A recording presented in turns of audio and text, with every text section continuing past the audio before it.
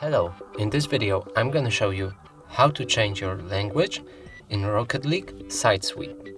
So to do this you'll need to change your phone language because there's currently no way to do this in game. To do this, go to your settings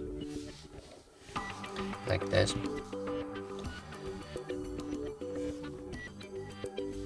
Go to your setting like this, then scroll down, additional settings, languages and input, languages, and from here you can pick your preferred language. I'm gonna choose Polish for this example.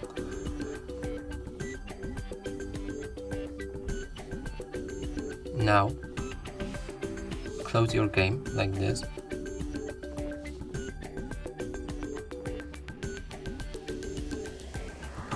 And open it again like this.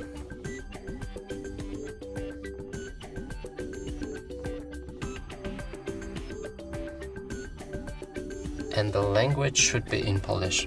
It is. That's it for this video. Hope you like it. Please consider subscribing to our channel, leave a like and a comment below.